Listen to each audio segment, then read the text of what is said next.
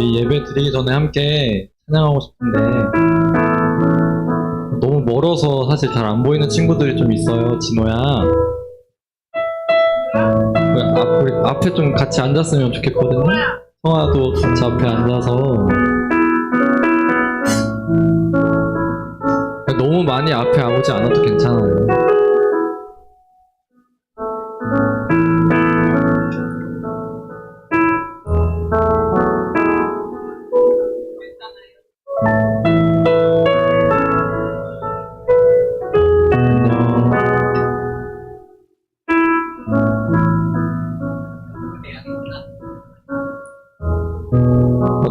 태혁이도 앞에 좀 올까?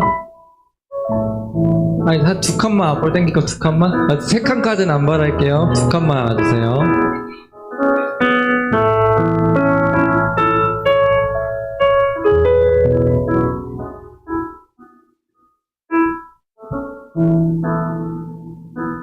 이제 다 좋네요. 얼굴이 더 잘 보이니까 좋네요. 이 시간 함께 찬양할 건데, 저희가 좀 다들 아는 찬양일 거예요. 그래서 이 찬양을 고백할 때 그냥 이 음악과 이 멜로디에 빠져서 노래를 부르는 게 아니라 하나님께 찬양 드리는 마음에 우리 함께 고백했으면 좋겠습니다. 그리고 그런 고백하는데 저희가 앉아서 찬양하고 싶지 않거든요. 우리 오늘은 한번 일어나서 다 같이 박수 치면서 찬양해 볼까요? 그렇게 어렵지 않을 거예요. 저보다 다 어리시잖아요. 일어나서 한번 박수 치면서 찬양해 볼까요? 찬양하겠습니다.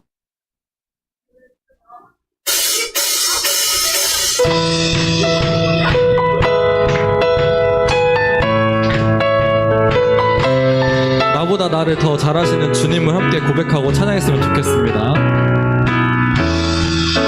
나보다 나를 잘하시는 주님, 내가 주를 떠나 어디로 가겠나이까. 나 어딜 가든지 주의 손이 나를 인도하시며 주의 오른손이 나를 붙드시리라. 나를 창세전부터 계획하시고 지금까지 인도하시네. 하나님이여 주의 생각이 어찌 그리 보배로우신지요.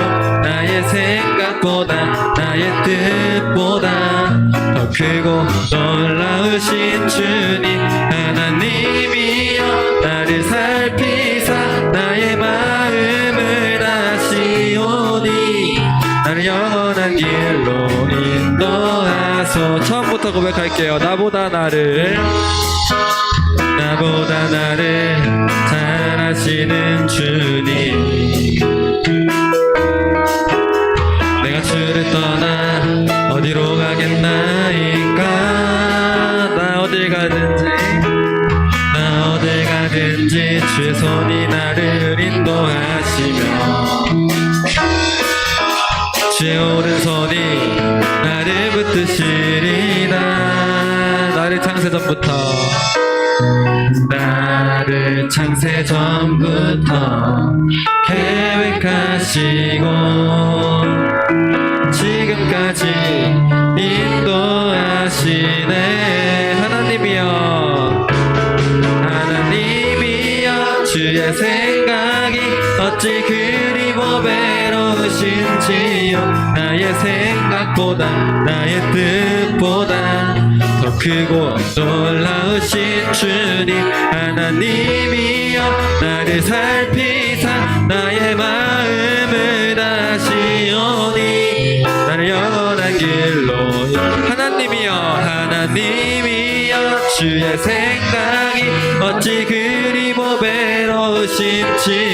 나의 생각보다 나의 뜻보다 더 크고 놀라우신 주님 하나님이여 나를 살피사 나의 마음을 아시오니 나를 한 번 더 고백할게요. 하나님이여 하나님이여 주의 생각이 어찌 그리 보배로우신지요 나의 생각보다 나의 뜻보다 더 크고 놀라우신 주님 하나님이여 나를 살피사 나의 마음을 아시오니 나를 영원한 길 목소리 높여서 고백합시다. 하나님이여 하나님이여 주의 생각이 어찌 그리 보배로우신지요 나의 생각보다 나의 뜻보다 더 크고 놀라우신 주님 하나님이여 나를 살피사 나의 마음을 다시오니 나를 영원한 마지막으로 고백합시다. 하나님이여 하나님이여 주의 생각이 어찌 그리 보배로우신지요 나의 생각보다 나의 뜻보다 더 크고 놀라우신 주님 하나님이여 나를 살피사 나의 마음을 다시오니 나를 영원한 길로 인도하소서. 자, 하나님께 영광의 박수 올려드리겠습니다.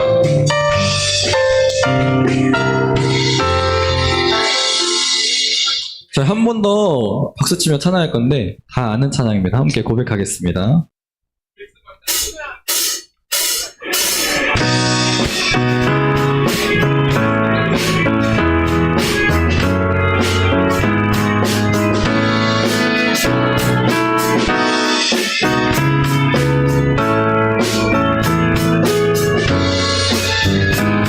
내 마음을 가득 채운 내 마음을 가득 채운 주 향한 찬양과 사랑 어떻게 표현할 수 있나 수많은 찬양들로 그만 표현할 길 없어 다시 한 번 더 고백하겠습니다. 내 마음을 가득 채운 내 마음을 가득 채운 주 향한 찬양과 사랑 어떻게 표현할 수 있나 수많은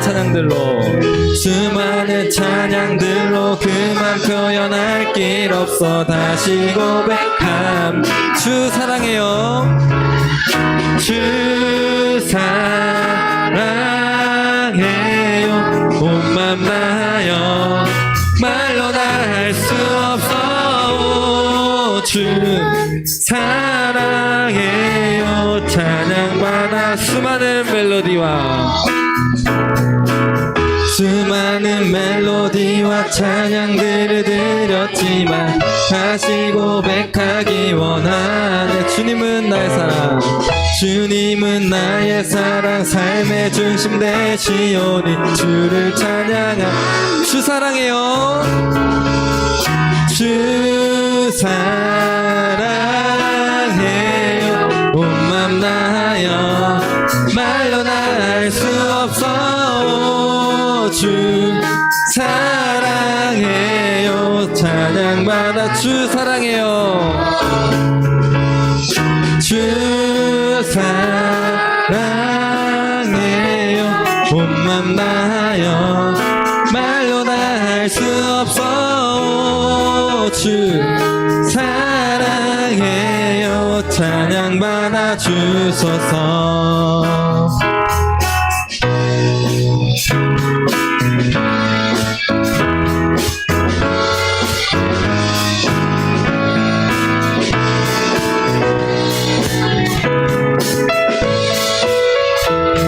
저 입술로 주님께 저희의 사랑을 고백합시다.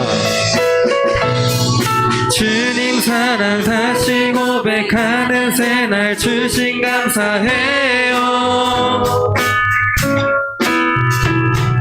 주님 사랑 다시 고백하는 새날 주신 감사해요.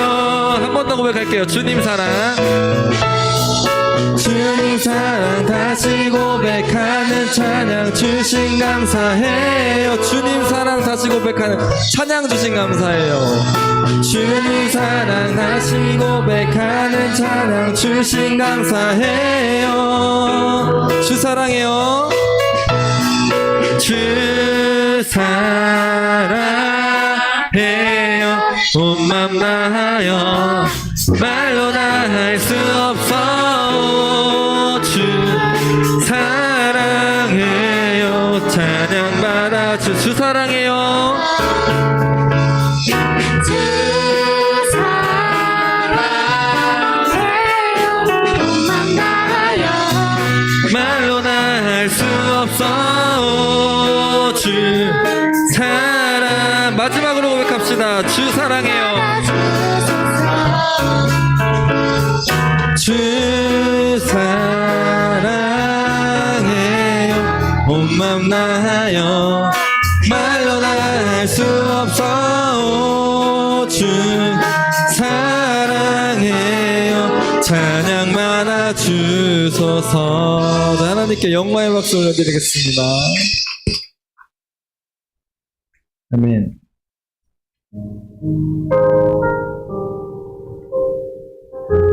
이제 함께 고백하실 찬양은 나의 형질이라는 찬양인데요.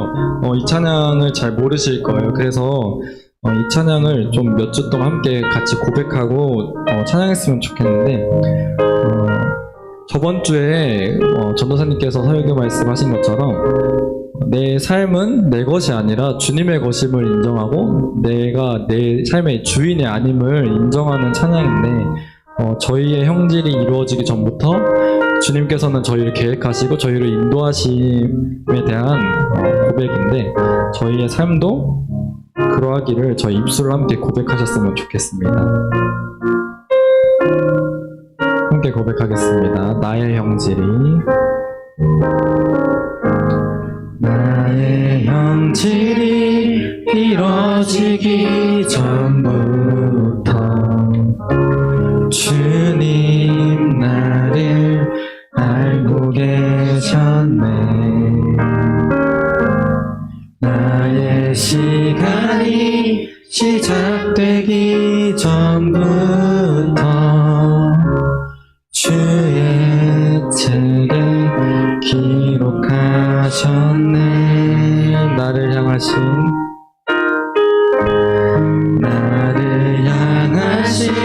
하나님의 생각 어찌 그리 보배로운지. 나를 향하신 주의 인자하심이 어찌 그리 크고 진실하신지. 나는 주의 것, 항상 주의 것, 세상 끝에 나 거할지라도 나는 주의 것, 여전히 주의 것, 누구도 그 사랑 뺏지 못하리. 처음부터 고백하겠습니다. 나의 형질이 이루어지기 전부터 주님 나를 알고 계셨네. 나의 시간이 시작되기 전부터 주의 책에 기록하신. 믿으십니까? 나를 향하신 하나님의 생각이 어찌 그리 보배로운지. 나를 향하신 주의 인자하심이 어찌 그리 크고 진실하신지. 저 입술로 고백합시다. 나는 주의 것, 주의 것 항상 주의 것 세상 끝에 나 거할지라도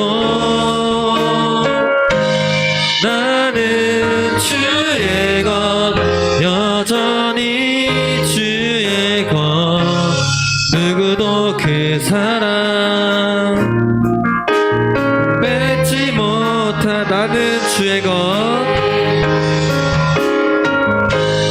나는 주의 것 항상 주의 것 세상 끝에 나 거할지라도 나는 주의 것 여전히 주의 것 누구도 그 사랑 뺏지 뭐 한 번 더 고백하겠습니다. 나는 주의 것 나는 주의 것 항상 주의 것 세상 끝에 나 거할지라 우리 입술 열어서 고백합시다. 나는 주의 것 주의 것 여전히 주의 것 누구도 그 사랑 뺏지 못하리. 이 시간 함께 기도하실 때는 나의 형질이 이루어지기 전부터 나를 이끄시고 나를 계획하신 그 하나님을 나 정말 전적으로 믿게 해달라고. 나의 삶은 내 것이 아니라 내가 지금 살아가고 있는 내 인생과 내 삶 모두가 주님의 것임을 우리가 인정하는 삶을 살아가게 해달라고. 우리가 그냥 설교 말씀을 듣고 그냥 그저 시간을 때우는 것이 아니라 그 말씀을 듣고 한 주간 살아갈 동안 주님 내가 정말 난 주님의 것입니다. 난 주님 없으면 아무것도 안 됩니다를 우리가 입술려서 고백하기 원합니다. 함께 기도하시겠습니다. 하나님 저희 정말 아무것도 아닙니다. 저희 정말 아무것도 아니기에 주님 없으면 아무것도 할 수 없습니다. 내 힘으로 할 수 있다고 생각하지만 내가 정말 주님 아니면 아무것도 할 수 없는 나약한 인간이기에 주님을 더욱더 인정하고 주님을 더욱더 구할 수 있게 해주세요.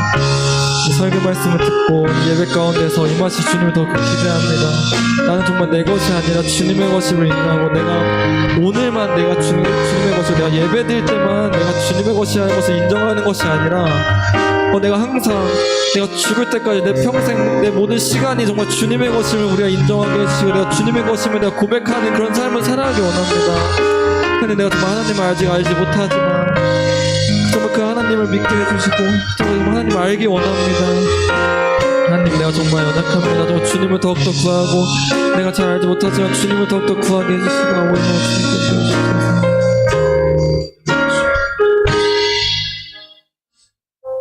하나님, 한 주 동안 살면서 하나님을 기억하고 싶었고 들은 말씀대로 살기를 원했지만 여전히 내 모습 그럴 수 없었습니다. 여러 가지 형편과 상황들 때문에 또 나의 연약함 때문에 나의 무지함 때문에 하나님 뜻대로 살지 못했습니다.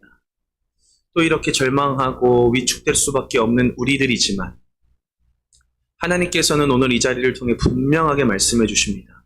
그래서 하나님이 필요하다고. 그래서 하나님이 결코 떠나지 않으신다고. 그 하나님을 의지할 수 있는 것이 얼마나 다행스러운 것인지, 얼마나 기쁜 일인지 오늘 다시 한번 들려주시고 깨닫게 해주세요. 감사드리며 살아계신 예수님의 이름으로 기도드립니다. 아멘. 우리 다 함께 사도신경 고백하도록 하겠습니다. 자리에 앉으셔도 괜찮아요. 함께 고백하겠습니다. 전능하사 천지를 만드신 하나님 아버지를 내가 믿사오며 그 외아들 우리 주 예수 그리스도를 믿사오니 이는 성령으로 잉태하사 동정녀 마리아에게 나시고 본디오 빌라도에게 고난을 받으사 십자가에 못 박혀 죽으시고 장사한 지 사흘 만에 죽은 자 가운데서 다시 살아나시며 하늘에 오르사 전능하신 하나님 우편에 앉아 계시다가 저리로서 산자와 죽은 자를 심판하러 오시리라. 성령을 믿사오며 거룩한 공회와 성도가 서로 교통하는 것과 죄를 사하여 주시는 것과 몸이 다시 사는 것과 영원히 사는 것을 믿사옵나이다. 아멘. 영접송 고백하겠습니다.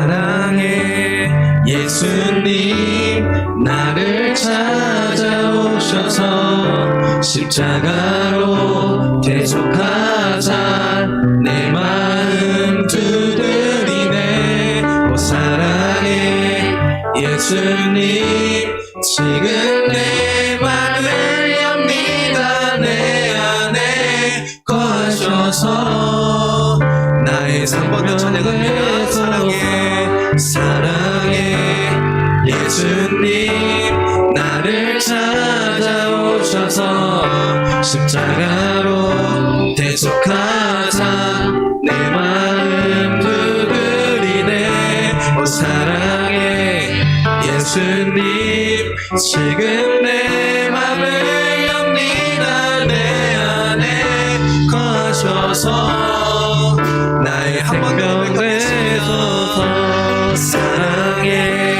예수님 나를 찾아오셔서 십자가로 대속하사 내 마음 두드리네. 오 사랑해 예수님 지금 내 맘을 엽니다. 내 안에 거하셔서 우리 마지막으로 한 번 더 찬양하겠습니다. 사랑해 예수님 사랑해 예수님 나를 찾아오셔서 십자가로 대속하사 내 마음 두드리네. 오 사랑해 예수님 지금 내 맘을 엽니다. 내 안에 거하셔서 나의 생명 되소서. 아멘. 이 시간 우리를 대표해서 심하은 학생 나와서 기도해 주시겠습니다.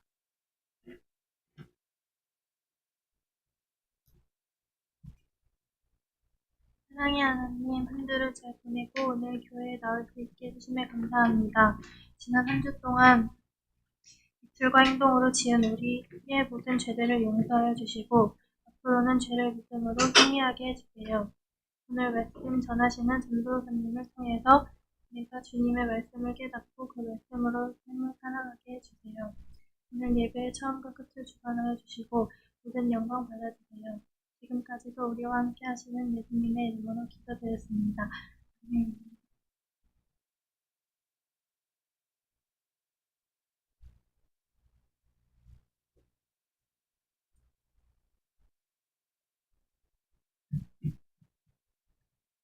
안녕하세요. 감사합니다. 네, 별다른 특별한 사항은 없고요. 네, 청소년부 큐티 모임 주일 오후 12시 청년부실에서 이제 하고 있고요. 청소년부 기도 모임 매주 금요일 오후 7시 변동 없이 계속 쭉 있으니까요. 많은 참여해 주실 거죠? 해주세요. 그리고 AJFC 풋살 대회 하담 청소년 센터에서 주관하는 풋살 대회가 있으니까요. 네, 그것도 많이 참여해 주시고 그리고 내일부터 29일 금요일까지 고난주간 특별 새벽 기도회가 있습니다. 오전 6시에 있으니까요. 네, 기도회 하시고 학교 가셔도 되고 네, 참여해 주세요. 그리고 31일 부활주일은 11시 20분 연합 예배로 드리니까 청소년부 예배 없어요. 오시면 안 돼요. 11시 20분에 오셔야 돼요. 그리고 4월 7일에는 특별한 게 있어요, 여러분. 근데 4월 7일 예배 후에 생일 파티 하고 반별끼리 나가서 이제 알아서 노시면 노셔도 되고 밥 먹어도 되고 이제 아우팅이 있으니까요. 기대 많이 해주시길 바랍니다. 끝.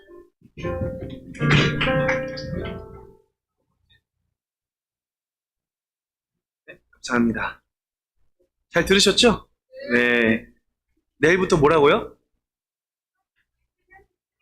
네, 고난주간 특별 새벽 기도회가 있습니다. 오전 6시. 그러니까 마음 먹는 게 중요해요. 그래서 일단은 한번 이게 나에게도 해당되는 일이구나. 나도 한번 이 기도회에 한번 나오겠다. 네, 이렇게 한번 마음 먹어보시고 또 잘 그렇지 못할 때 하나님 힘주세요. 제가 한번 매일은 못하지만 고난주간만큼은 예수님의 십자가를 더 깊이 깨달을 수 있도록 한 걸음 내디딜 수 있도록 의지를 주세요. 이렇게 또 하나님을 붙잡고 이렇게 한번 도전해보는 여러분들 되시기를 바랍니다. 우리 말씀 한번 찾아볼게요. 마가복음 12장 35절에서 44절 말씀이에요. 자, 한번 보겠습니다. 마가복음은 신약성경 마태, 마가, 누가, 요한 순서로 되어 있죠. 76페이지 마가복음 12장 35절에서 44절. 조금 본문이 길어서 저랑 여러분이 번갈아 가면서 읽을 거예요. 35절 제가 먼저 읽고 그 다음 여러분들이 읽으시고 마지막 절은 같이 읽겠습니다. 찾으셨죠? 35절 제가 먼저 읽을게요. 예수께서 성전 주원이 자, 다시 읽을게요. 35절이에요. 예수께서 성전에서 가르치실새 대답하여 이르시되 어찌하여 서기관들이 그리스도를 다윗의 자손이라 하느냐?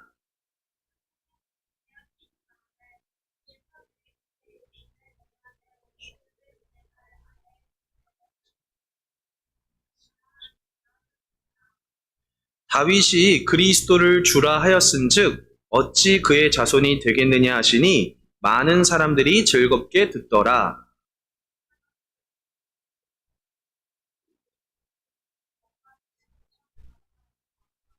회당의 높은 자리와 잔치의 윗자리를 원하는 서기관들을 삼가라.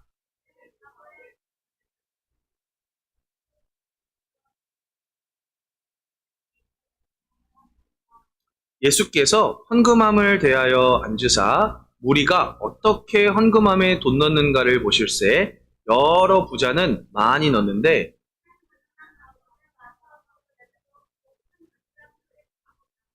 예수께서 제자들을 불러다가 이르시되 내가 진실로 너희에게 이르노니 이 가난한 과부는 헌금함에 넣는 모든 사람보다 많이 넣었도다. 같이 읽겠습니다. 시작. 그들은 다 그 풍족한 중에서 넣었거니와 이 과부는 그 가난한 중에서 자기의 모든 소유 곧 생활비 전부를 넣었느니라 하시니라. 아멘. 잠깐 기도하겠습니다. 하나님, 우리 너무나도 소중한 예수평화교회 청소년부 친구들 이 자리에 모이게 해주셔서 감사합니다. 이 소중한 기회를 얻었사오니 이 자리에서 하나님을 만나고 돌아갈 수 있도록 도와주세요. 특별히 이 말씀을 통해 하나님의 마음이 얼마나 진실하고 얼마나 놀라운지 얼마나 사랑스러운지 깊이 경험할 수 있도록 도와주세요. 예수님 이름으로 기도드립니다. 아멘. 우리 친구들 혹시 그 졸부 뭐 이런 이야기 들어봤어요? 졸부? 거기에 그런 게 나와? 졸부가 뭐예요? 그렇구나. 혹시 여기서 또 다른 의미로 알고 있는 친구들은 없겠죠? 그렇죠. 그런 건 아니에요. 제가 그럴까봐 염려되는 마음에 이 졸부, 갑자기. 이게 졸이라는 한자어가 갑자기라는 뜻이에요. 갑자기 부자가 되었다라는 뜻이죠. 근데 이 갑자기 부자가 되는 상황들은 꽤나 다양할 거예요. 우리가 대표적으로 떠올리는 것처럼 갑자기 부자가 된다. 로또 1등 당첨. 이런 거라든지. 아니면은 부모님께 물려받은 땅이 갑자기 재개발 구역이 돼가지고 땅값이 엄청 오른다든지 그러니까 우리랑은 좀 거리가 먼 이야기들인데 한 번쯤은 들어봤거나 상상해 볼 수 있는 그런 이야기들 있잖아요. 그러니까 이 갑자기 부자가 된 사람들, 이 사람들의 좀 두드러진 특징이 있다면, 예, 갑자기 뜻하지 않았던 돈이 생기니까 이 돈으로 소비를 많이 하는데 특히 과시용 소비를 하게 된다라는 거예요. 예를 들면 이제 옷을 사더라도 뭐 명품 한번 더 질러줘야 되잖아요. 근데 이제 여러 명품의 그런 어떤 디자인들이 있을 텐데 이왕이면 어때요? 한정판으로라든지 그치, 한정판으로라든지 아니면은 뭐 앞에 이렇게 구찌 크게 쓰여 있는 뭐 그런 좀 누가 봐도 명품이구나 할 만한 그런 옷들을 이제 사고 싶어 하겠죠. 그리고 뭐 최고급 자동차 누가 봐도 이거 진짜 좋은 자동차구나, 비싼 자동차구나라는 거를 한 번에 알아볼 수 있을 정도로 이런 모습들을 보인다라는 거예요. 그러니까 물론 갑자기 부자가 된 분들이 뭐 전부 다 그렇다라는 건 아니에요. 그리고 명품을 소비하는 게 나쁘다라는 건 아니에요. 그런데 왜 이런 행동을 할까? 소비를 하긴 하는데 왜 이런 소비를 할까? 생각을 해보면 분명히 뭔가 내 안에 나 이런 사람이야 라고 인정받고 싶은 욕구가 있다라는 거예요. 근데 이거는 단순히 갑자기 부자가 된 사람들의 이야기가 아니라 아직은 부자가 되지 않았지만 부자가 되기를 꿈꾸는 우리들에게도 이런 욕망은 있을 수 있다라는 거예요. 나한테 많은 돈이 생기면 어떨까? 뭘 할까? 생각해 봤을 때 내 안에 잠재되어 있는 욕구가 무엇인지를 충분히 알 수 있게 되는 것이지요.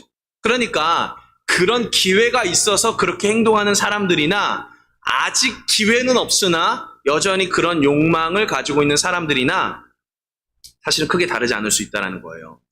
제가 왜 이런 이야기를 앞서서 여러분들에게 말씀드리냐면 우리 안에 그런 욕구들, 그렇게 하고 싶어하는 그런 어떤 모습들이 왜 그런가 한번 좀 돌아봤으면 좋겠다라는 거예요. 제가 말씀드린 것처럼 갑자기 부자가 된 사람들만 가지고 있는 욕망이 아니라 우리에게도 찾아볼 수 있는 그런 마음의 욕구라면 우리 왜 그런 생각을 할까? 왜 그런 부족함을 느낄까? 한번 같이 돌아보자라는 뜻입니다. 오늘 말씀을 보면 예수님이 여전히 성전 안에 계세요. 성전에서 여러 가지 가르침을 전하고 계시는데 그 안에서 이제 여러 가르침을 전하시다가 오늘 본문을 보면은 이런 이야기를 하시는 거예요. 다윗이 시편 110편 1절 말씀을 토대로 이런 이야기를 했는데 예수님이 그 말씀의 의미를 해석해 주시는 거예요. 그 내용은 우리가 읽어본 것처럼 36절입니다. 36절. 다윗이 성령에 감동되어 친히 말하되 주께서 내 주께 이르시되 내가 내 원수를 내 발 아래에 둘 때까지 내 우편에 앉았으라 하셨도다 하였느니라. 그러니까 서기관들은 성전 안에서 율법을 연구하고 가르치는 그 서기관들은 그리스도를 다윗의 자손이다, 다윗을 이어서 오는 사람이다 라고 이야기를 해요. 여러분 맞나요? 그리스도가 누구예요? 어떤 사람이에요? 그러니까 우리는 이제 그리스도를 예수님이다라고 이야기를 하기 때문에 예수 그리스도 이렇게 표현을 하는데 그리스도라는 말 자체가 뭐예요? 구원자. 그러니까 이 그리스도라는 말 자체가 구원자라고 연결이 되지만은 이 그리스도라는 말의 의미는 기름 부음을 받은 자라는 뜻이라고 말씀드렸죠. 구약에서는 메시아, 신약에서는 이 그리스도 헬라어로 이렇게 표현을 하면 그렇다는 거예요. 그러니까 누가 기름 부음을 받는 거예요? 구약 시대에서는 어떤 사람들이 기름을 받나요? 대표적으로 세 부류의 사람들인데 처음 듣는 것 같이 그런 표정을 하면 제가 당황스러워요. 왕, 제사장, 선지자. 이 세 부류의 사람들이 기름을 받습니다. 그러니까 이 기름 부음을 받다라는 것은 특별한 사명을, 특별한 임무를 하나님께 부여받은 사람들이라는 의미가 있어요. 그리스도. 우리는 이제 그 그리스도가 예수님이라는 것을 알지만 이 당시 사람들은 아직 그리스도가 누구인지를 알지 못하는 상태예요. 그런 상황에서 그리스도는 분명히 오실 건데 다윗의 후손으로 오실 거다라는 것을 서기관들이 가르쳤어요. 근데 이게 맞아요, 여러분? 성경에 있나요? 있어요. 네, 사무엘하 7장 11절 이하에 하나님께서 다윗에게 너의 씨를 통해서 너의 후손을 통해서 이스라엘을 구원할 자가 올 것이다 말씀을 하셨어요. 그래서 여러 선지자들도 그런 이야기를 했기 때문에 율법을 연구하는 학자들답게 그리스도가 다윗의 후손으로 오실 거다라는 것을 가르쳤어요. 그런데 예수님은 그 이야기를 조금 반박하는 것처럼 보이는 말씀을 하세요. 뭐냐면 다윗이 한 이야기예요. 시편 110편 1절. 근데 뭐라고 했냐면 다윗이 여호와 하나님께서 나의 주님에게 하는 이야기를 들었다라는 거예요. 지금 그러면은 다윗이 표현하고 있는 상황 중에서 두 존재가 나타나는 거죠. 하나님이 계시고 다윗의 주인이라고 고백하는 어떤 대상이 있는 거예요. 근데 이 여호와께서 나의 주님에게 하시는 말씀을 내가 들었는데 그 말씀의 내용이 무엇인가 봤더니 내 주님의 원수들을 내 주님의 발 아래에 둘 때까지 너는 나의 오른편에 앉아 있으라 라는 이야기를 들었다라는 거예요. 이 말이 무엇인가 예수님이 풀어서 설명을 하시는데, 자 보세요. 다윗의 후손으로 그리스도 이 원수를 멸할 만한 어떤 영웅적인 존재가 온다고 지금 믿고 있어요. 그런데 지금 다윗이 내 주라고 고백하고 있죠. 내 주님이라고 고백하고 있죠. 그러면 다윗의 후손으로 그리스도가 올 거라고 알고 있는 사람들에게는 어때요? 그리스도가 다윗보다 늦게 태어났기 때문에 다윗보다 더 낮은 존재, 더 나중 존재로 생각하기 쉽죠? 그런데 지금 예수님은 그 내용을 어떻게 설명하고 계세요? 그렇지 않다는 거예요. 이걸 뒤집어서 말씀하시는 거예요. 그 그리스도, 그 주님은 다윗의 때에 이미 존재하고 계셨다는 거예요. 여러분 이해가 되세요? 지금 다윗이 성령의 힘을 빌어서 선포했던 그 말씀의 내용을 예수님이 풀어주시는 거예요. 너희들이 이야기하는 것처럼 그리스도가 다윗의 후손으로 오겠냐. 이 말은 다윗의 후손으로 오는 것은 분명해요. 하나님 말씀이기 때문에. 그러나 그 후손이라는 존재가 더 나중에 태어나서 존재하는 그런 대상이 아니라는 거예요. 이미 존재하고 있었던 그 주님이 오신다라는 거예요. 그럼 이 다윗이 주님이라고 고백했던 이 대상은 누굴까요? 궁극적으로. 예수님인 거예요. 예수님이 자신의 존재를 가르쳐주고 계시는 거예요. 여기까지 이해되시나요? 좀 헷갈리고 어려울 수 있는데 이 설명을 우리 친구들이 좀 잘 이해할 필요가 있습니다.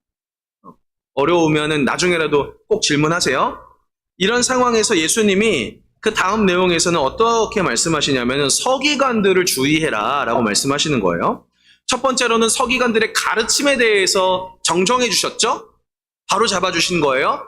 그리고 나서 서기관들의 어떤 모습에 대해서 이야기를 하시는데 그 내용을 봤더니 38절 이후에요.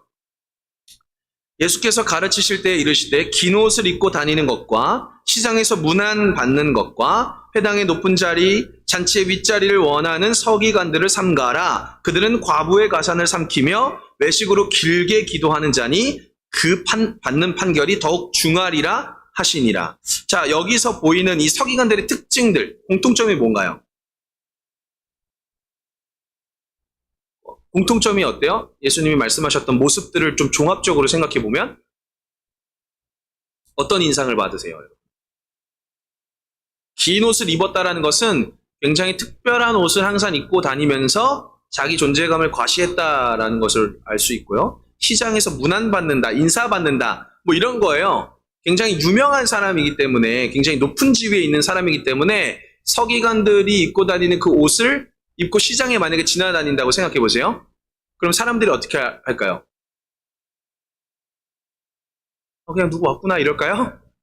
단번에 알아보고 인사를 하겠죠. 그거를 다 파악하고 즐기고 있다라는 거예요. 그리고 회당이나 잔치같이 많은 사람들이 모이는 곳에서 높은 자리, 좋은 자리를 차지한다는 건 뭐예요?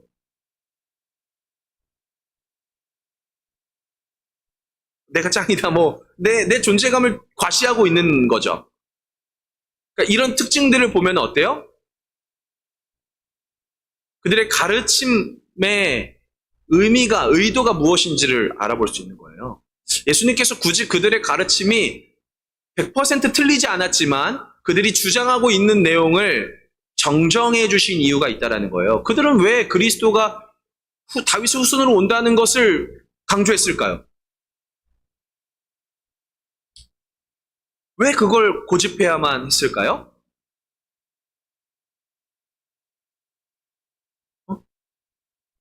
한번 생각해 보세요, 여러분. 왜 그것을 가르쳐지고 강조했을까요? 이렇게 한번 생각해 볼까요?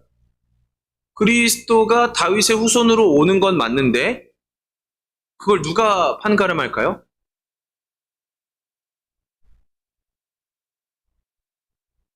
율법학자들이 그것을 결정하겠죠? 율법학자가 뭐예요? 율법을 연구하고 가르치는 사람이에요. 오늘 우리로 치면은 신학 교수님들인 거예요.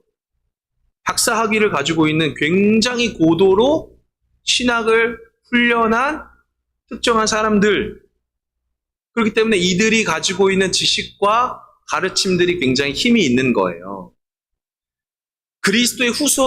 다윗의 후손이 여러 명이 있겠지만 이들 중에서 그리스도라고 인정할 만한 사람들은 결국에는 이 서기관들 같은 종교 지도자들이 판가름할 수 있다라는 것을 보여주고 있는 거예요. 그런데 이들은 어떤 것에 관심이 있냐? 진짜 그리스도를 보기 원하는 사람들이었을까요? 진짜 그리스도가 우리에게 가까이 오셨는지를 관심을 두고 고민하고 그것을 위해서 기도하는 사람들이었을까요? 그렇지 않다는 걸 예수님이 꼬집어서 말씀하고 계시잖아요. 그들의 관심은 어디에 있어요? 그들의 관심 어디에 있어요?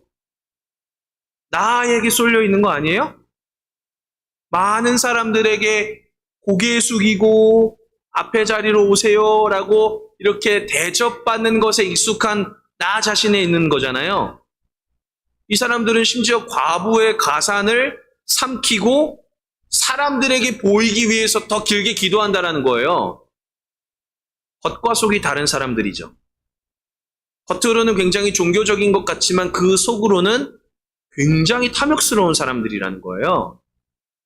굉장히 위선적이고 가십적인 사람들이라는 거예요. 이들을 삼가라라고 말씀하시는 것은 주위에서 살펴보라는 거예요. 그들이 진짜 하나님의 그리스도를 기대하고 있는 사람들인지. 과부의 가산을 삼킨다, 이게 뭘까요, 여러분? 일단 과부가 어떤 사람들이죠? 결혼을 했지만 혼자가 된 여성을 가리키는 거예요. 뭐라고 했어? 결혼은 했지만 혼자가 된 여인들, 여러 사연들이 있을 수 있어요. 남편이 전쟁에 나가서 죽었을 수도 있고요. 아니면 병 때문에 죽었을 수도 있고요. 아니면 이혼을 했을 수도 있고 여러 사연들이 있을 거예요. 그러면 여러분 한번 생각해 보세요. 혼자서 생활해야 되는 이 여성이 삶을 살아가는 게 어떨까요? 정말 힘들죠. 오늘 우리 현실에서도 한부모인 가정이 아무래도 경제적으로나 정서적으로나 관계적으로 어려움에 취약할 수 있다라는 거예요. 그러니까 이런 상황 속에서 그 고대 사회에서는 여성이 경제 활동을 한다? 이거는 더 힘든 일이었어요. 오늘처럼 여성들이 사회에 진출해서 직업을 갖고 경제 활동을 하기가 정말 어려운 현실이었기 때문에 과부는요, 가난에 취약할 수밖에 없었다라는 거예요. 근데 보세요. 서기관들이 지금 누구의 가산을, 누구의 그 가계를, 누구의 가정을 삼킨다는 거예요? 과부의 가산을 삼킨다라는 거예요. 여러분, 과부가 가지고 있는 게 뭐가 있을까요? 그러니까 무시하는 게 아니라 현실적인 상황에서 과부와 같은 사람들이 가지고 있는 재산이 있다면 얼마나 있을까요? 근데 그것까지도 쏙쏙 빼먹는 자들이 이 종교 지도자들이라는 거예요. 얼마나 잔인합니까? 얼마나 파렴치한 존재들이에요? 그 구체적인 예가 이어서 나오는 거죠.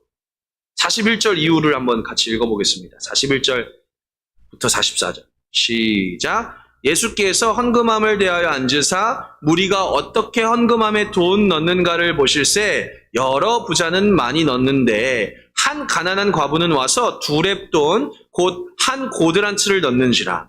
예수께서 제자들을 불러다가 이르시되 내가 진실로 너희에게 이르노니 이 가난한 과부는 헌금함에 넣는 모든 사람보다 많이 넣었도다. 그들은 다 그 풍족한 중에서 넣었거니와 이 과부는 그 가난한 중에서 자기의 모든 소유 곧 생활비 전부를 넣었느니라 하시니라. 아멘.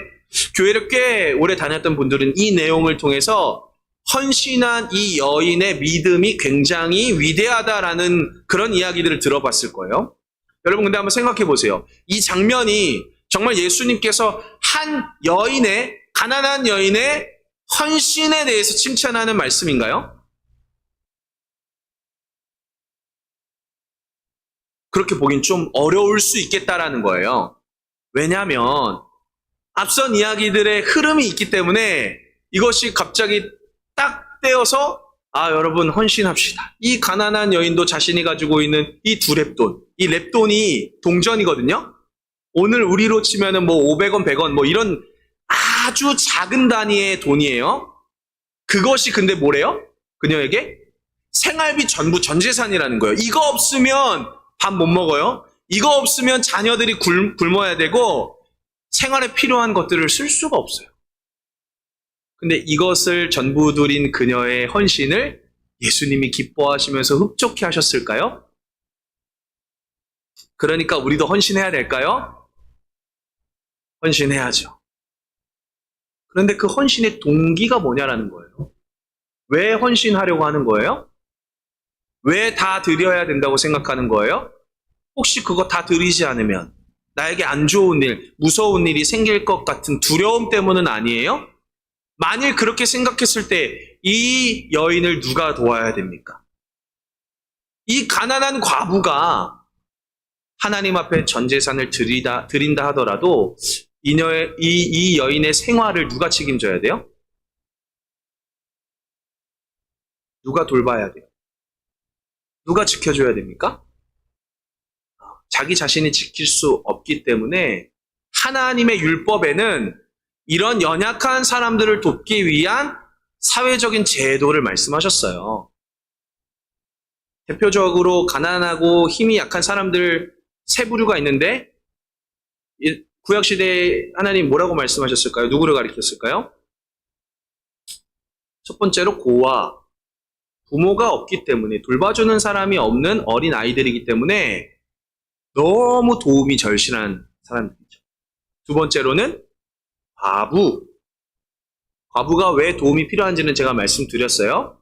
세 번째는 나그네는 여행객이에요.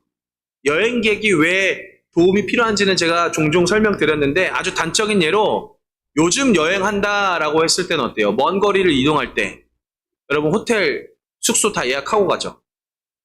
자동차로 갈지 뭐 기차를 탈지 다 예약하고 가죠. 근데 이때는 그런 시스템이 있었을까요? 내가 어디에서 머물고 어떻게 뭘 타고 가야 될지 다 예측할 수 있었을까요? 전혀 그렇지 않아요. 여행하다가 갑자기 강도를 맞을 수도 있고요. 여행하다가 갑자기 날씨가 바뀌어서 어려움을 겪을 수도 있고요. 여행을 하다가 갑자기 돈을 잃어버릴 수도 있고요. 여행을 하면서 정말 수만 가지 어려움을 겪을 수 있어요. 예상했던 것보다 해가 빨리 져서 잠잘 곳을 찾아야 되는데 그곳을 찾지 못해서 방황하다가 밖에서 잠잘 수도 있어요. 그러니까 여러 가지 변수들이 있기 때문에 이런 자들, 방황하는 자들, 정처 없는 자들을 발견하게 되면은 그들을 환대해라, 그들을 접대하고 그들을 보살펴 주라라고 말씀하신 거예요. 이런 사람들을 도와야 된다고 하나님의 율법에 기록되어 있어요. 근데 이 율법을 연구하고 가르치는 서기관들의 관심은 어디에 있는 거예요? 과부의 가산을 삼키는 것에 관심이 있어요.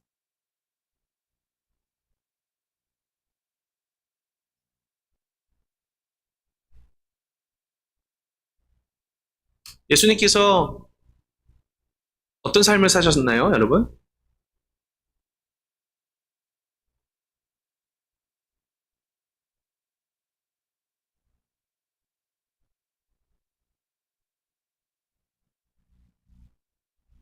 맞아요. 우리 신앙의 고백 중에서 가장 중요한 대목이죠. 예수님이 우리 죄를 위해서 십자가에서 죽으시고 묻히신 지 3일 만에 다시 살아나셨죠. 그 예수님 왜 그렇게 사셨나요?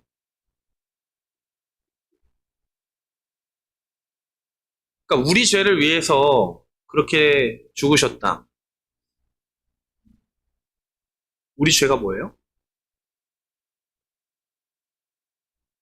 여러분이 하나님 앞에서 지은 죄가 뭐예요? 반드시 용서받아야 되는 죄. 난 남들에 비해서 그렇게 나쁜 짓 한 것도 별로 없는 것 같고, 뭐 그렇다고 내가 크게 뭐 절도를 하거나 범죄를 저지른 것도 아닌데, 자꾸 교회만 오면 죄인이라 그러고, 용서를 받아야 된다 그러고, 예수님이 나 때문에 죽으셨다 그러고. 여러분 솔직하게 이게 와 닿으세요? 솔직하게 예수님이 필요한 이유에 대해서 이해가 되시나요?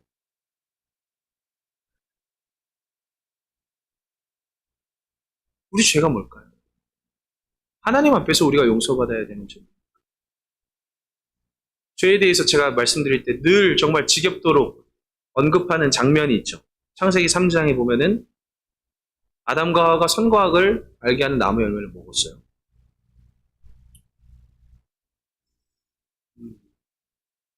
그게 왜 우리 모두의 죄가 될까요? 그것이 왜 우리 모두의 죄가? 아담이 범죄한 거 아니에요? 하와가 먹은 거 아니에요? 충분히 그런 생각할 수 있죠. 근데 왜 그것이 우리의 죄가 될까요? 지난주일 설교 때 말씀드렸던 것처럼 우리의 죄가 뭐라고 말씀드렸죠? 지난주일에?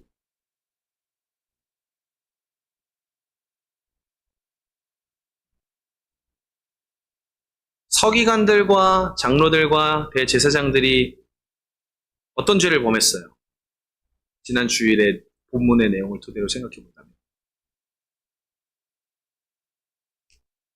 하나님의 성전을 마치 자신들의 소유인 것처럼 여겼다라는 거예요. 그것이 우리들에게도 해당되는 심각한 죄죠. 하나님의 것을 내 것인 줄 착각하고 훔쳐먹은 죄. 내가 비록 직접 선과 악을 알게 하는 나무의 열매를 먹으진 않았지만 우리에게는 그 죄가 계속 흐르고 있다는 거예요. 내가 내 인생의 주인이 될 수 없음에도 불구하고 하나님의 소유권을 인정하기보다는 여전히 내가 내 인생의 주인이 되어야 한다라고 생각하면서 그 방식에서 조금 더 벗어나지 못한 채 왜 하나님이 내 인생의 주인이 되는지 알지 못한 채 살아가고 있다는 거예요. 선악과 누구 거예요? 하나님 거잖아요. 하나님이 먹지 말라고 하셨잖아요. 근데 왜 아담과 하와가 먹죠?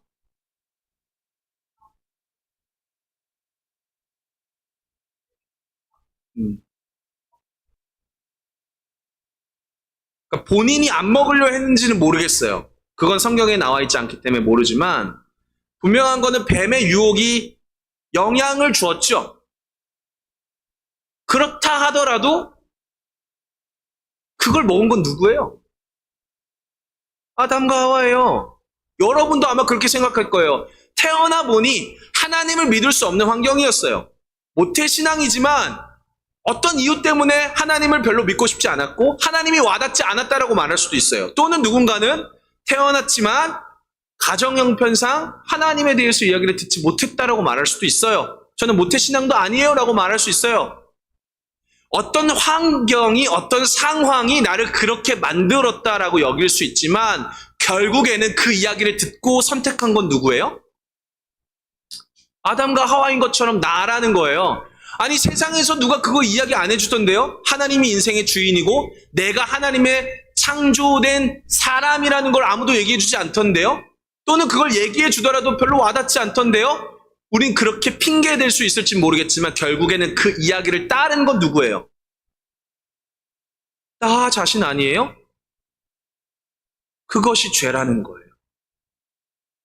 하나님이 지었다라고 말씀하셨다라는 사실을 끝까지 인정하지 않고 내 것인 줄 착각하며 살고 있는 것이 얼마나 심각한 문제인지 아셔야 돼요.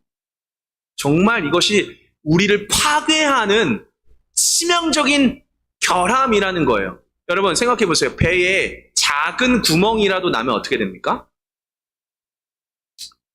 결국엔 침몰하죠. 작은 구멍인 줄 알았어요. 아, 이 정도는 괜찮겠지. 도착하고 메꿔도 되겠지. 그런데 그 작은 틈 사이로 엄청난 균열이 일어나는 거예요. 여러분 안에 사소하게 여겼던 이 하나님에 대한 소유권이 작은 구멍 정도? 작은 오해 정도라고 생각할 수 있을 것 같아요. 사단이 노리는 거 그거예요. 유혹이 왜 유혹이냐면 그 작게 축소시킨 그 결과를 모른 채 만든다라는 거예요. 하나님의 것을 훔쳐간 것이 그렇게 심각한 죄라는 걸 못 느끼게 만드는 게 죄의 치명적인 결과예요. 아담과 하와가 이렇게 될 줄 알았겠습니까? 서기관들이 그리스도가 진짜 오신 줄 알았겠어요?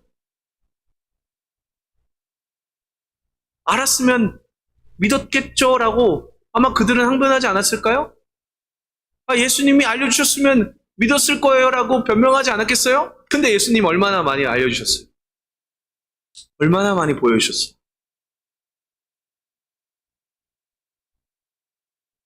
우리가 선과 악을 알게 하는 나무의 열매를 따서 먹은 것이 십자가 위에서 반복되는 거예요. 하나님이 보내주신 그리스도를 누가 못 박았나요? 우리가 못 박았잖아요. 사람들이 못 박았잖아요. 하나님의 것을 우리가 죽인 거예요. 우리가 집어삼킨 거예요. 우리가 없앤 거라니까요. 우리가 예수님을 제거한 거예요. 내 삶 속에서. 다른 이유도 아니에요. 내 부모님도 아니고 내 환경도 아니에요. 내가 예수님의 흔적을 지운 거예요. 내가. 그런데 그 예수님께서는 오히려 그렇게 하라고 하시는 것 같아요. 왠지.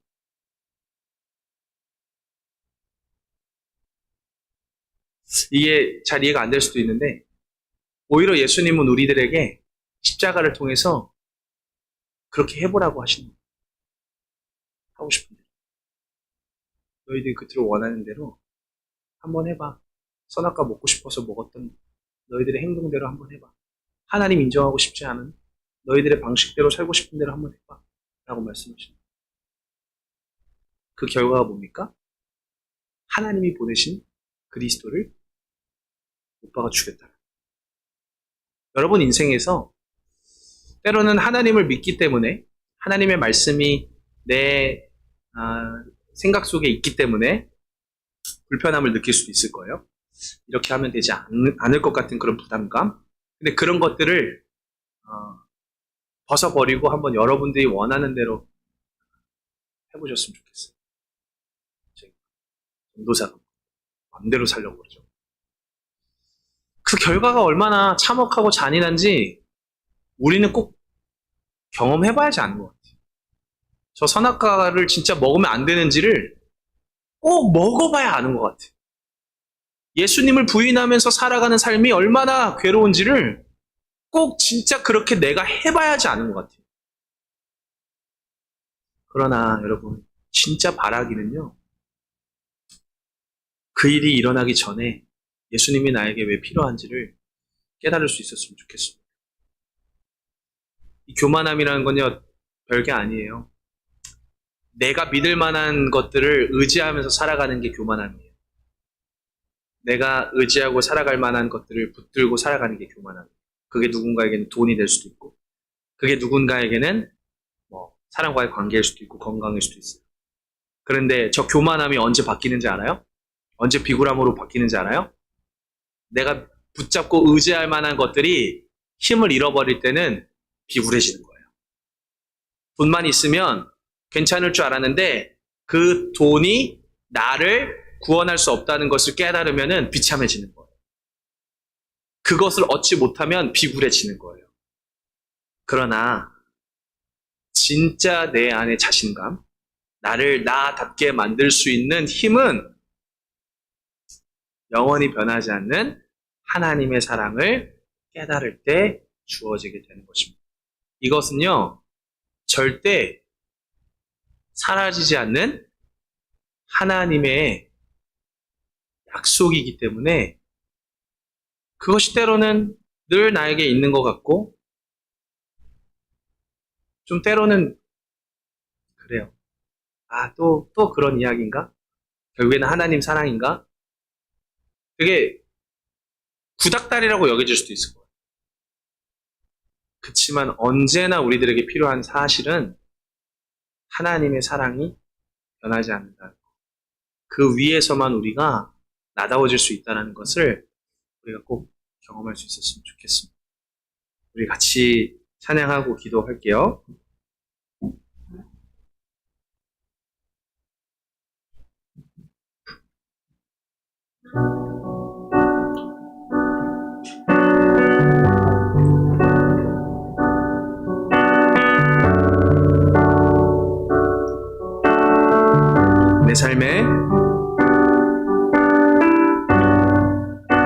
내 삶의 모든 호흡이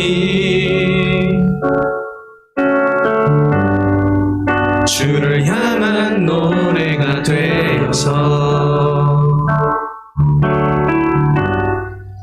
영화로운 그 보좌 앞에 영원히 아름다운 예배 되기를 원하네. 나의 흘린 모든 눈물과 주신 한없는 은혜가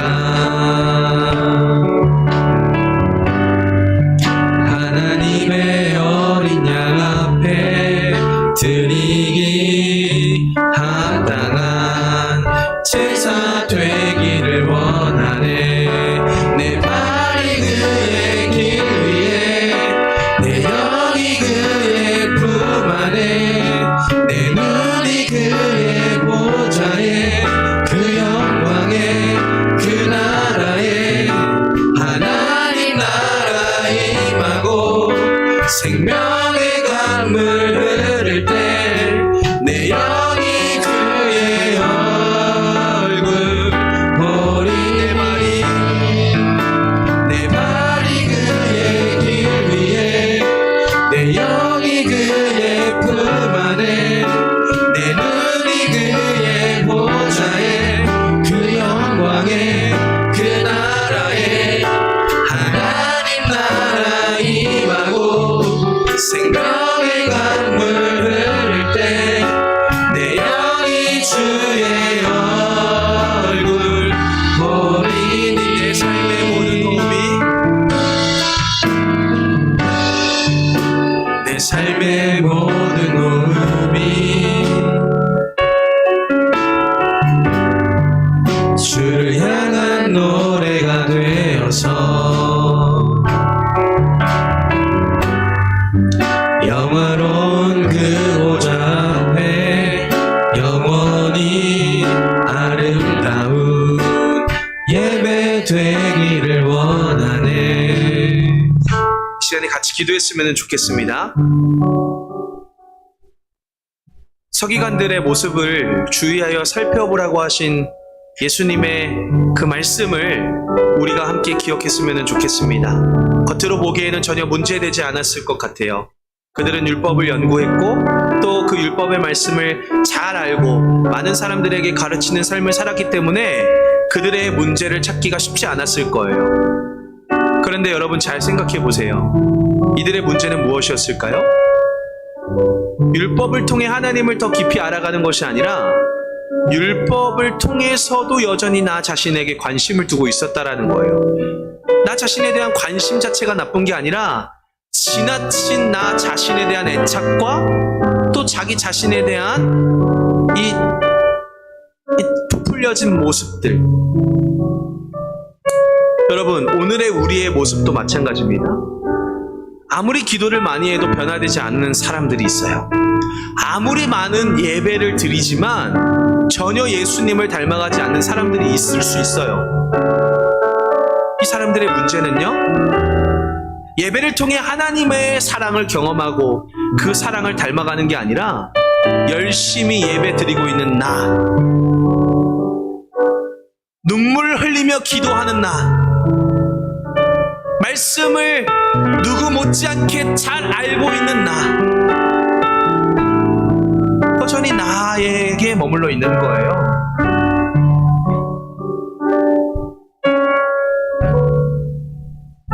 우리 안에서도 이런 모습들이 있다면 주위에서 살펴보셨으면 좋겠습니다.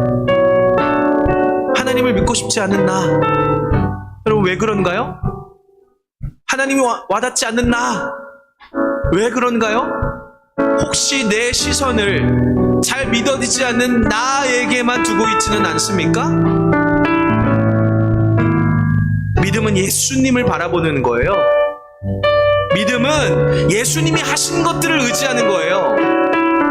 잘 믿어지지 않는 나, 아직 예수님이 어떤 분이신지, 아직 그 예수님을 알지 못해서 그런 것일 수 있습니다. 또는 열심히 신앙생활을 하는 것 같은데 예수님을 닮아가지 못하는 내 모습,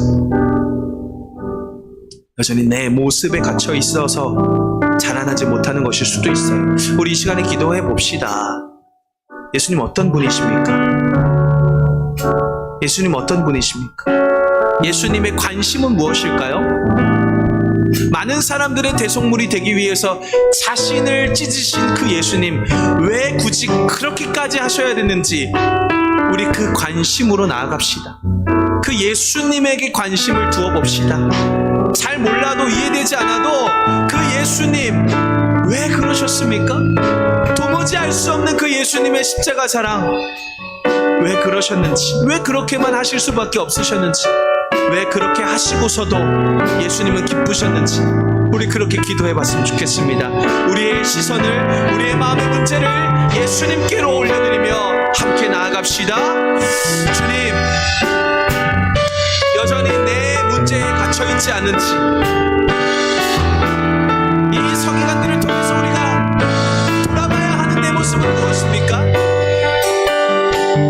예배를 드리고 있는데 왜 우리에게는 믿음이 조금 더 자라나지 않는 걸까요? 한두 번 예배 드린 것도 아닌데, 꽤나 예배를 드려본 것 같은데, 그래도 하나님의 말씀 덜어 들어본 것 같은데, 왜 우리는 변화되지 않는 걸까요? 왜 우리의 마음 속에서는 하나님을 향해서 그 관심이 커지지 않고 시간이 지날수록 무미건조해지는 걸까요? 아니, 은혜를 경험했었던 순간들이 있었던 것 같습니다. 무언가 내 안에서 변화가 일어나는 것 같아서 그 은혜가 신기했던 순간들도 있었을 거예요. 그러나 왜 우리는 또다시 제자리 걸음으로, 왜 여전히 그 자리에 머물고 있습니까? 어느 순간 믿음의 관심이 나에게 또다시 돌아오는 건 아닌가요? 여전히 믿음의 관심이 예수님 그분께로 나아가는 것이 아니라, 아, 그랬구나, 그때는 좋았는데, 그때 눈물을 흘리면서 기도할 땐 좋았는데, 그때 나는 그래도 뭔가 변화가 있었던 것 같은데, 여전히 시간 지나면 바뀌는 거구나, 여전히 다시 되돌아오는 거구나, 별로 의미가 없는 것이구나, 그렇게 나 자신에게 머물러 있지 않습니까? 하나님 말씀에 순종하지 못하는 내 모습, 또 말씀을 잊어버리며 되돌아오는 내 모습, 그 모습에 머물러 있지 않습니까? 아무리 수련회를 가도, 아무리 매주 예배를 드려도, 교태를 해보아도 와닿지 않네. 그냥 그렇구나, 아, 예수님 십자가에서 죽으셨구나, 아, 나는 죄인이구나, 여전히 내 안에 머물러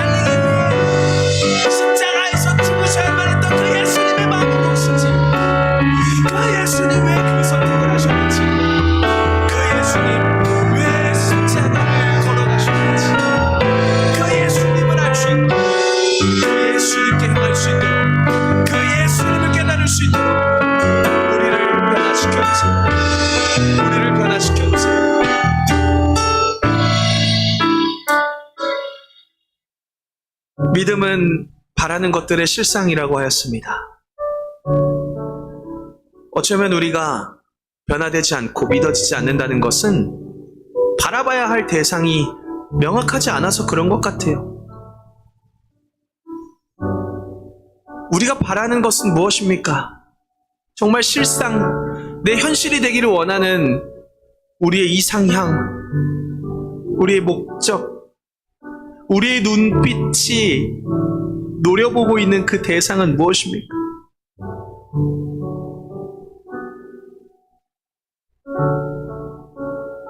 나를 사랑하기 때문에 날 대신할 수밖에 없었던 그 예수님으로 변화되었으면 좋겠습니다. 내 마음의 방향이 내 안에 고여서 썩어지는 게 아니라 비록 하나님을 알지 못한 채 살아가며 또다시 넘어지고 또다시 좌절하는 나이지만 이런 나를 살리시겠다고 십자가 짊어지신 그 예수님의 절절한 사랑, 애끓는 마음, 당장은 이해할 수 없지만 나를 위해 자신의 몸을 찢으셨던 그 예수님을 바라볼 수 있도록 우리 믿음 달라고 기도했으면 좋겠습니다. 믿어지지 않아서 괴로워하는 우리들이지만 하나님께서 반드시 믿음을 주실 것입니다. 믿음을 통해 하나님을 볼 수 있도록 우리를 초청하실 것입니다. 우리 그 사실을 잊지 않고 오늘 하루 살아가기를 주님 그 믿음 더하여 주세요. 주님 그 믿음 더하여 주세요. 감사드리며 살아계신 예수님 이름으로 기도드립니다. 아멘. 우리 다 함께 주기도문 고백하시고 오늘 예배 마치겠습니다. 하늘에 계신 우리 아버지여 이름이 거룩히 여김을 받으시오며 나라가 임하시오며 뜻이 하늘에서 이루어진 것 같이 땅에서도 이루어지이다. 오늘 우리에게 일용할 양식을 주시옵고 우리가 우리에게 죄 지은 자를 사하여 준 것 같이 우리 죄를 사하여 주시옵고 우리를 시험에 들게 하지 마시옵고 다만 악에서 구하시옵소서. 나라와 권세와 영광의 아버지께 영원히 있사옵나이다. 아멘.